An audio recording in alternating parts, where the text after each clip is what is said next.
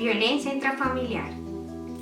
En este consultorio jurídico resolveremos algunas dudas sobre cómo proceder jurídicamente si usted es víctima o conoce a alguna persona que sufre de violencia intrafamiliar.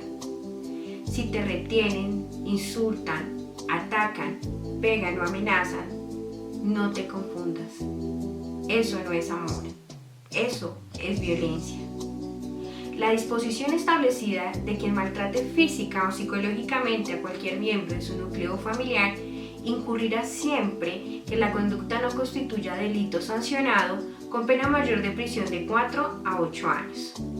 Con la modificación prevista en la Ley 1959, se prevé que en dicha pena quedará sometido quien sin ser parte del núcleo familiar realice las conductas descritas contra los cónyuges o compañeros permanentes, aunque se hubieran separado o divorciado, el padre y la madre de familia, aun cuando no convivan en el mismo hogar si el maltrato se dirige contra el otro progenitor, quien, no siendo miembro del núcleo familiar, sea encargado del cuidado de uno o varios miembros de una familia en su domicilio, residencia o cualquier lugar en el que se realice esta conducta. Las personas con las que se sostienen o se haya sostenido relaciones extramatrimoniales de carácter permanente que se caractericen por una clara e inequívoca vocación de estabilidad. Del mismo modo, se agrega un parágrafo para aclarar que en este mismo quedará sometido quien no siendo miembro del núcleo familiar sea encargado del cuidado de uno o varios miembros de su familia en alguna de las conductas anteriormente señaladas. ¿Qué debo hacer o qué hace a una persona que es víctima de violencia intrafamiliar?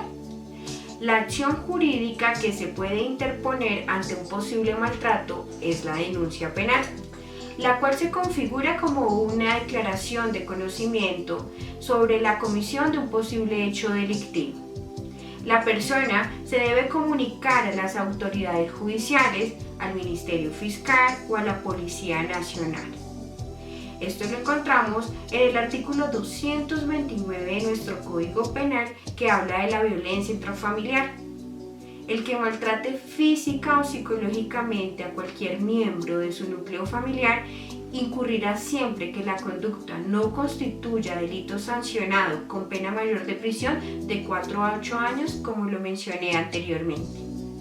La pena se aumentará de la mitad a las 3/4 partes cuando la conducta recaiga sobre un menor, adolescente, una mujer, una persona mayor de 60 años o que se encuentre en situación de discapacidad o disminución física, sensorial y psicológica, o quien se encuentre en estado de indefensión o en cualquier condición de inferioridad.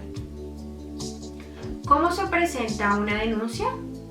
De manera presencial o de manera virtual. Puede ser presentada por la víctima o un tercero. Al momento de denunciar, se deben especificar tiempo, lugar y descripción de los hechos. ¿Dónde denunciar? Las comisarías de familia, en casos de violencia intrafamiliar, los centros locales de atención a víctimas, llamando desde el celular a la línea 122 de la Fiscalía General de la Nación, en los comandos de atención inmediata CAI, en las casas de justicia, que son centros que proveen información, orientación, referencia y prestación de servicios de resolución de conflictos. Allí podrán recibir orientación y asesoría jurídica. Y en la Defensoría del Pueblo. ¿Cuál es el procedimiento cuando interpongo una denuncia por violencia intrafamiliar? Hay que tener claro que la denuncia inicia en la acción penal. Esto implica la necesidad de verificar la existencia de los hechos y los responsables del mismo.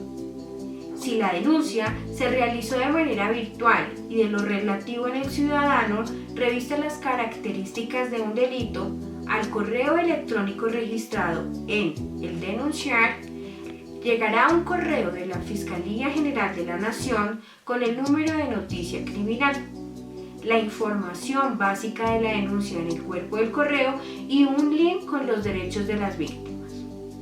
Una vez el denunciante o víctima pone en conocimiento un hecho delictivo, este pasa a un filtro donde se determina si los hechos expuestos están enmarcados dentro de un tipo penal o si no, y si los hechos son considerados como un tipo penal, son enviados a un fiscal radicado para que inicie la acción penal de la denuncia interpuesta.